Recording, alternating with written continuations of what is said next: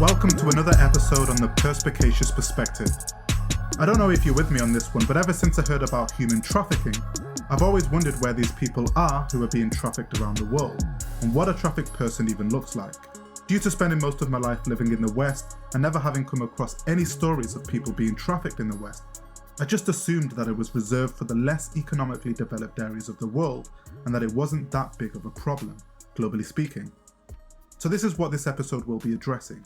I'll be talking about how human trafficking is even defined, what we know about human trafficking today, whether it can even be found in the West, and what the world is doing to tackle the global issue of human trafficking. So what do we know about human trafficking today? Human trafficking affects millions of people across the world today. According to the global estimates of modern slavery in 2022, around 50 million people were in modern slavery on any given day. In 2021, 28 million people in forced labour and 22 million people in forced marriage. So how is human trafficking even defined? Human trafficking is defined by the United Nations. To qualify as human trafficking, 3 components are usually required for adults. Number 1 is the act or what is done, which could be the recruitment, transportation, transfer, harbouring, or receipt of a person or number of persons. Number 2 is the means or how it's done, which could be through threats or use of force, coercion, abduction, fraud, deception, abuse of power or vulnerability, or payments or benefits to control another person. And number 3 is the purpose, or why it's done, which is invariably for exploitation. A victim could be exploited for sex, including prostitution, forced labour or services, slavery or practices similar to slavery, servitude, or exploited for the removal of organs. For children under 18 years of age, the means component, how it's done, is not required. Any form of exploitation involving a child is considered trafficking, even if no force or deception was used. Let's not mistake smuggling for trafficking either. Trafficking is about exploitation. It may not involve crossing borders, and victims are coerced or deceived. Smuggling, however, involves consent. It typically ends after the border crossing and is a crime against the state, not the individual, though smuggled individuals can become trafficking victims later. So what are the different forms of trafficking? Human trafficking actually occurs in a variety of forms, which all involve the exploitation of people through force, fraud, or coercion. While the specific type of abuser may differ, all forms share the core feature of controlling individuals with the purpose of exploitation, often for profit. The most well-known form is sex trafficking, where victims, most often women and girls, are exploited for commercial sex through prostitution, pornography, or escort services. These individuals are typically coerced, manipulated, or threatened, and may be trafficked both within and across borders. Men and LGBTQ+ individuals are also vulnerable, though often underrepresented in public discourse.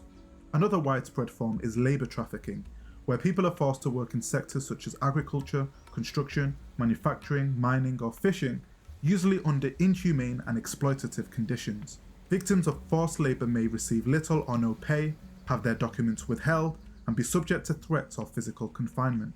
A particularly hidden form of this is domestic servitude, where trafficked individuals, often women and migrant workers, are forced to work in private households. These victims may be isolated, subjected to long hours without pay, and denied access to communication or legal recourse. Child trafficking is a major global concern and encompasses several forms of exploitation. Children may be forced into labour, sexually exploited, recruited as child soldiers, used for begging, forced into early marriages, or sold for illegal adoptions. Because of their age and dependence, children are particularly easy to manipulate and exploit, and in many cases, traffickers are people the children know and trust. Another serious and often overlooked form is forced marriage, where individuals, often women or girls, are compelled to marry against their will, sometimes in exchange for money, goods, or to resolve family disputes. Such marriages can involve emotional abuse, sexual violence, and long-term confinement. When minors are involved, the marriage is inherently exploitative and legally considered a form of trafficking. Organ trafficking is a more hidden, but extremely serious form, involving the illegal removal and sale of human organs. Victims, usually from impoverished backgrounds, may be tricked into giving up an organ or forced to do so. In some extreme cases, they may be killed for their organs. This type of trafficking often occurs in unregulated or corrupt medical environments. and poses severe health and human rights risks. In addition, trafficking can involve criminal exploitation, where victims, often children, migrants, or the homeless, are forced to commit crimes such as drug trafficking, theft, or fraud for the benefit of their traffickers. This form of trafficking is often overlooked because victims are seen as perpetrators, not exploited individuals. With the rise of digital technology, cyber trafficking and online exploitation are becoming more prevalent. Traffickers now use social media, online job ads, and encrypted messaging apps to recruit and exploit victims. This includes live-streamed sexual abuse, the coercion of individuals into producing explicit content, and the recruitment of vulnerable people into trafficking schemes under the guise of legitimate employment or relationships. Finally, bride trafficking occurs in regions with significant gender imbalances, where women are sold or coerced into marriage. Victims, often from marginalized communities, may be abducted, tricked, or sold by their families and end up in abusive and exploitative domestic situations. These forms of trafficking may overlap and evolve with social, political, and technological changes, but they all share a reliance on the vulnerability of victims and the profit-driven motivations of traffickers. Where would most victims to human trafficking be found? Victims of human trafficking can be found across the globe, but they're most commonly concentrated in areas where people are highly vulnerable and where protective systems are weak or absent. These include both the regions from which victims are sourced and the places where they are ultimately exploited. Typically, victims originate from low-income and conflict-affected regions where poverty, political instability, and weak law enforcement create conditions ripe for exploitation. Sub-Saharan Africa, South and Southeast Asia, Central America, and parts of the Middle East are frequent source areas, with individuals being trafficked for forced labor, sexual exploitation, or domestic servitude. Migration and refugee routes are also major hotspots for trafficking. People fleeing war, persecution, or economic hardship often fall prey to traffickers during their journeys.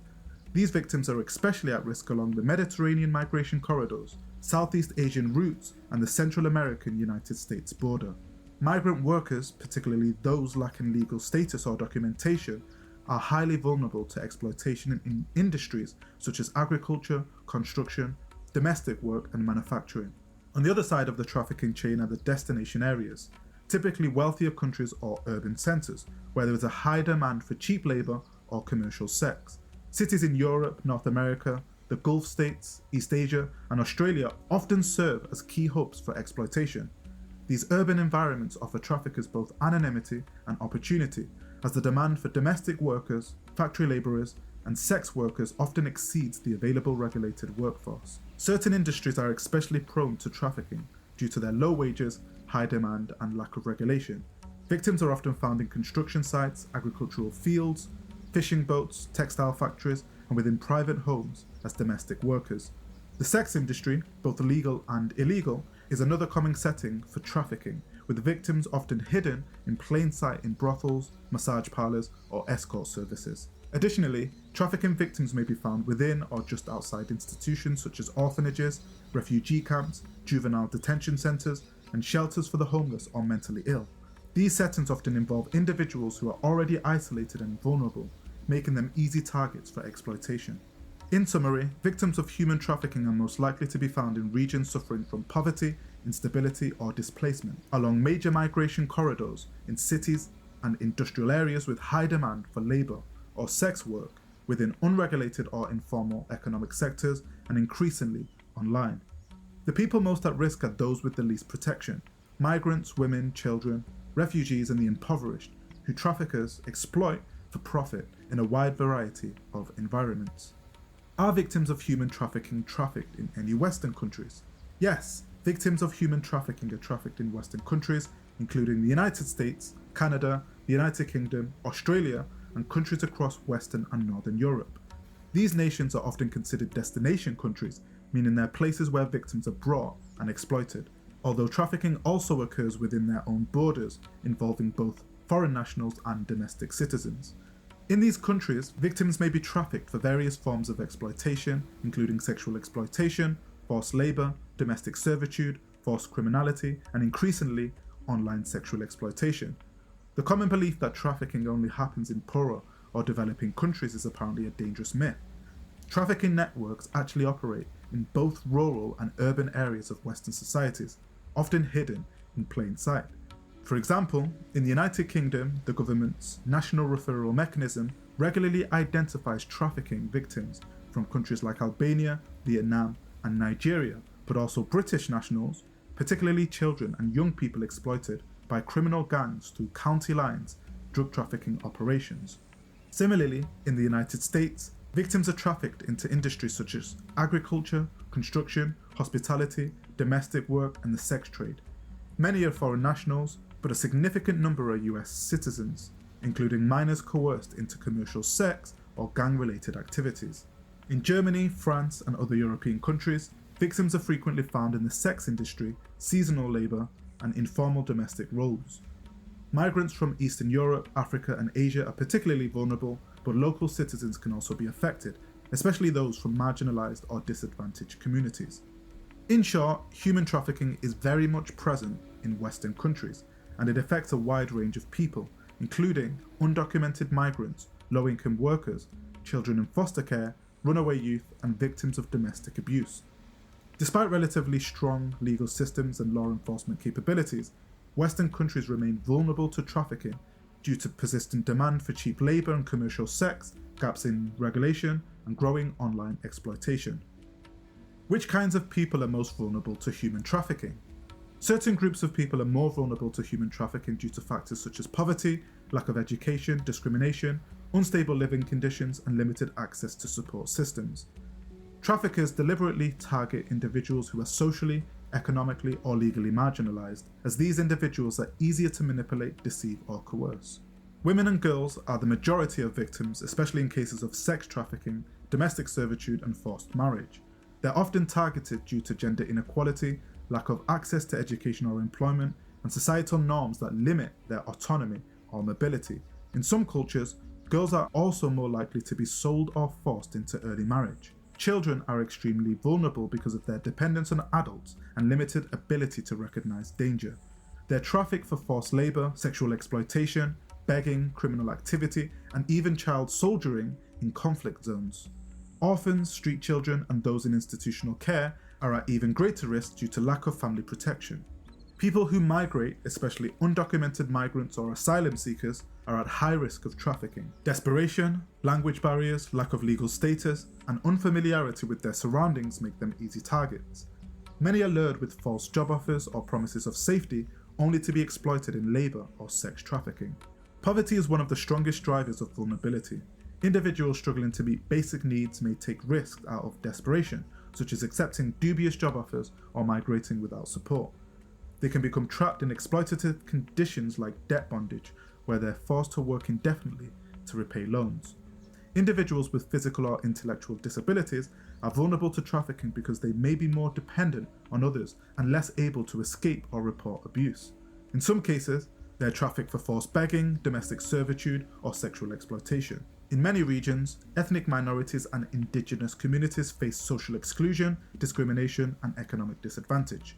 This makes them more likely to be targeted by traffickers, especially in countries where those groups have limited access to education, employment, or legal protection. People who identify as LGBTQ+ are often marginalised by their families or communities and may face violence, homelessness, or discrimination. These circumstances can force them into survival situations, such as trading sex for shelter or food, which traffickers exploit. Armed conflict, political instability, and natural disasters can displace populations and collapse protective institutions, leaving individuals, especially women, children, and displaced families, vulnerable to exploitation. Traffickers often prey on these populations during moments of crisis.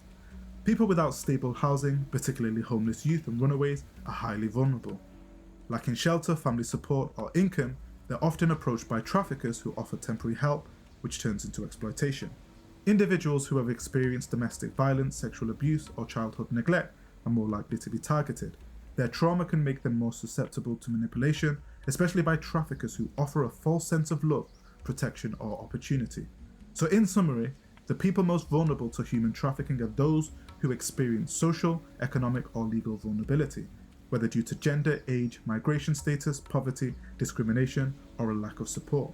Traffickers exploit these vulnerabilities with calculated precision, often using deception, coercion, and control to trap individuals in exploitative situations.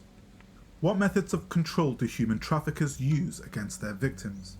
Human traffickers use a wide range of manipulative and coercive tactics to control their victims and keep them trapped in exploitative situations. These methods are often psychological, emotional, physical, and financial, designed to break a victim's will, limit their ability to escape, and ensure obedience. Traffickers often use deception, manipulation, and false promises to gain a victim's trust before exploiting them. Victims may be told they're being offered a legitimate job, education, or a romantic relationship. Once under control, traffickers use threats, intimidation, emotional abuse, and gaslighting to undermine the victim's self-worth and create dependency. Many traffickers maintain control through direct violence or the threat of it. Victims may be beaten, raped, starved, or tortured as punishment or as a way to intimidate them. Even the threat of violence against the victim or their family is often enough to keep them compliant. Traffickers often isolate victims physically and emotionally by removing them from familiar surroundings, limiting their communication and preventing contact with outsiders. Victims may be locked indoors, moved frequently, or kept under surveillance. They're also cut off from language, legal aid, or support services, especially if they are trafficked into a foreign country. A common method of control, especially in labour trafficking, is debt bondage. Victims are told they owe money for travel, food, housing, or services, and are forced to work to repay it, often with inflated or fake debts that can never realistically be paid off. This keeps them working indefinitely under the illusion of repayment. For migrant victims, traffickers frequently confiscate passports, ID cards, or work permits, making it impossible for them to move freely, seek help, or prove their identity. This tactic traps victims in fear of arrest or deportation if they try to escape. Undocumented migrants or individuals in unfamiliar legal systems are often threatened with police involvement, deportation, or false accusations of crimes. Traffickers manipulate legal fears to discourage victims from seeking help or going to authorities. Some traffickers deliberately addict victims to drugs or alcohol, either to increase dependency or to exploit existing substance abuse. Addiction creates physical and emotional control as the trafficker becomes the source of the victim's needs. In a method known as Romeo pimping or trauma bonding, traffickers pose as romantic partners or friends to gain trust and loyalty. Victims may believe they're in a relationship, making it harder for them to recognize abuse or to leave. Traffickers also use shame, particularly in cases of sexual exploitation, to silence victims. Victims may feel responsible for their situation or be told that no one will believe or accept them. Cultural or religious taboos around sex, abuse, or gender roles can make this particularly powerful. Victims are often closely watched. Traffickers may use surveillance cameras, minders, GPS tracking, or regular checkings to ensure compliance. Fear of being caught trying to escape discourages any attempts to seek help. These tactics ensure that many victims remain compliant even when opportunities for escape arise, often because the psychological and emotional barriers are just as strong as physical ones. How do human traffickers use technology to recruit and exploit their victims? Traffickers frequently use platforms like Facebook, Instagram, TikTok, Snapchat, and messaging apps like WhatsApp or Telegram to identify and lure potential victims. They may pose as romantic partners, talent scouts, employers, or even peers to gain trust. Victims, especially young people, are often approached with flattering messages, fake job offers, or promises of love, money, or opportunity. Once trust is gained, the trafficker begins the process of manipulation and control. Online job boards, freelance sites, and classified ads are used to advertise fake employment opportunities in modelling, domestic work, hospitality, or overseas jobs. Victims respond to these offers and are lured into situations where they are later exploited for labour, sex, or domestic servitude. These offers often target individuals who are desperate for work, especially migrants and those in financial hardship. Through direct messages and prolonged online interaction, traffickers groom victims, building emotional dependence through fake relationships. This method is often used to recruit young people, especially girls, who are convinced they're in a loving relationship and later coerced into sex work or exploitation. Traffickers use technology to exploit victims remotely through live-streamed abuse, webcams, and non-consensual content. Victims, sometimes children, may be forced to perform sex acts on camera, with the footage sold or distributed online. Some traffickers run online blackmail schemes, threatening to release intimate photos or videos unless the victim complies. Once a victim is under their control, traffickers may use GPS tracking, phone monitoring apps, or social media surveillance to monitor and control them. They might threaten to expose private conversations or images, or use technology to monitor a victim's every move and communication, keeping them isolated and fearful. Websites, forums, and apps, especially in the sex trade, are used to advertise trafficking victims to buyers. Victims may be marketed as escorts or companions on commercial websites, often under fake identities. In some cases, victims are forced to maintain online profiles and interact with potential clients, generating profits for their traffickers. Traffickers sometimes use cryptocurrencies or anonymous payment systems to profit from exploitation while avoiding detection. These digital currencies can make transactions harder to trace, especially in online sexual exploitation and illegal labour markets. Emerging technologies like deepfake videos and AI-generated content are being used to manipulate victims or to create false material to blackmail them. For example, traffickers may create fake nude images to extort victims into compliance or silence. The growing role of technology in trafficking has made it easier for perpetrators to operate across borders, stay anonymous, and reach more vulnerable people with less risk of detection. So what are the most well-known stories of victims who have survived human trafficking across the world? Somali Mam is one of the most internationally recognized survivors of sex trafficking. Born in Cambodia, she was sold into sexual slavery as a teenager and endured years of abuse in brothels. After escaping, she founded the Somali Mam Foundation, which helped rescue and rehabilitate hundreds of girls. Although her story was later questioned over some factual details, her work undeniably brought global attention to sex trafficking in Southeast Asia. Rani Hong was trafficked from India at the age of 7 and sold into domestic servitude. Eventually, she was adopted by an American family and became a US citizen. She later founded the Troni Foundation, which advocates for trafficking survivors worldwide. Rani has spoken at the United Nations and before world leaders, using her experience to push for stronger anti-trafficking laws and support services. Originally from Indonesia, Chandra Wawa Runtu was lured to the US with a false job offer in the hospitality industry, but was instead forced into sex work. After escaping, she became an outspoken advocate for human trafficking victims and served on the US Advisory Council on Human Trafficking. She founded Mentari, an organization that helps survivors rebuild their lives through mentoring and job training. Bukola Oriola was trafficked from Nigeria to the United States under the guise of marriage and later forced into domestic servitude and isolation. After escaping, she became an advocate and journalist, founding the Anytime Story, a non-profit that raises awareness and offers support for survivors of human trafficking and domestic abuse. As a teenager in Ohio, USA, Teresa Flores was drugged, blackmailed, and trafficked into sex by classmates who used photos and threats to control her. She later wrote the memoir, The Slave Across the Street, and founded Save Our Adolescents from Prostitution, which is an initiative that distributes soap bars labelled with trafficking hotline numbers to hotels and motels across the US. Timea Nagy was lured from Hungary to Canada with the promise of legal work, but was instead forced into prostitution and strip clubs. After escaping, she became one of Canada's most prominent anti-trafficking advocates.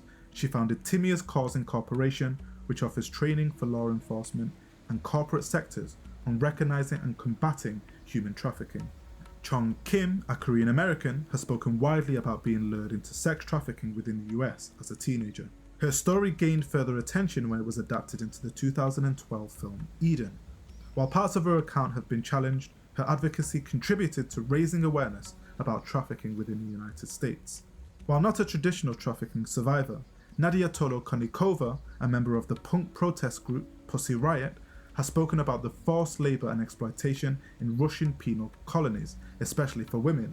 Her experiences have shed light on state-sanctioned forms of human trafficking, such as prison labour systems that are coercive and abusive. Minh Dang is a Vietnamese American who survived child sex trafficking and familial abuse. She became a powerful voice in the movement to recognise trafficking within families, a form often hidden and underreported. She now consults internationally on survivor-led policy and trauma recovery. And finally, Jose Alfaro is a male survivor of sex trafficking in the US, trafficked at the age of 16.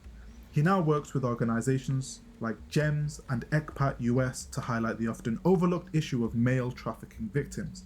His story challenges the common misconception that trafficking only affects women and girls. So what is the world doing to tackle human trafficking today?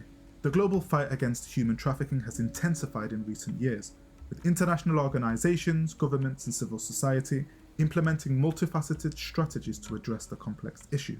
Despite significant efforts, challenges persist, particularly in adapting to evolving trafficking methods and ensuring effective coordination across borders. The cornerstone of global anti-trafficking efforts is the United Nations Protocol to prevent, suppress and punish trafficking in persons, especially women and children, also known as the Palermo Protocol. Adopted in year 2000, it has been ratified by 180 parties, committing nations to criminalise trafficking, protect victims and promote international cooperation.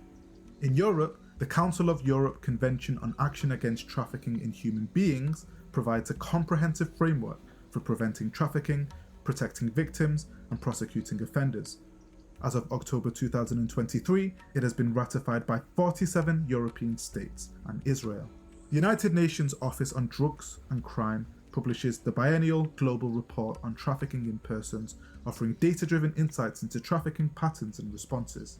The 2024 report highlights a 25% increase in detected victims since 2019, with a notable rise in child exploitation and forced labour cases. Similarly, the US Department of State's Trafficking in Persons report assesses global efforts, categorising countries based on their compliance with minimum standards. In 2024, Poland was upgraded to Tier 1, reflecting enhanced prosecutions, victim services and interagency coordination. Brazil launched a new plan in August 2024, focusing on preventing forced labour, the most prevalent form of trafficking in the country. Canada's National Action Plan to Combat Human Trafficking established integrated law enforcement teams, combining federal and local agencies to enhance investigations and victim support. Nigeria's National Agency for the Prohibition of Trafficking in Persons has been instrumental in prosecuting offenders and rescuing victims, with over 600 convictions and 21,000 rescues reported between 2003 and 2017. Tech Against Trafficking collaborates with companies to develop tools like mobile apps for victim identification, satellite imagery to monitor forced labour in fisheries, and web scraping tools to detect online exploitation. AI is being explored to analyse large datasets, identify trafficking patterns, and support law enforcement in proactive interventions. Despite progress, significant challenges do remain. Reports indicate that in some regions, officials are complicit in trafficking operations, undermining enforcement efforts. Funding cuts, such as those affecting US agencies, have hampered global anti-trafficking initiatives, leading to reduced victim support and investigative capacities. Traffickers continually adapt, utilising digital platforms for recruitment and exploitation, necessitating constant innovation in detection and prevention strategies. While the global community has made strides in combating human trafficking through legal frameworks, technological tools, and collaborative initiatives, ongoing challenges necessitate adaptive, well-resourced, and victim-focused approaches to eradicate this pervasive issue. It's obviously an intractable problem that requires countries across continents to work together to protect victims vulnerable to human trafficking. It seems as though human trafficking is all around us, but is somewhat undetectable, as every unique situation would require a deep investigation to prove that the victim was trafficked and manipulated for purposes of exploitation. Due to mass migration, asylum seekers, and the issue of documentation, I can see why bodies like the United Nations struggle to tackle this global issue. This episode has at least disillusioned me of the ignorance I had about human trafficking before doing the research for this episode. If it's given you something to think about or has given you some perspective on human trafficking, do subscribe, as I will be uploading more content like this. Thanks again for listening, and until the next episode.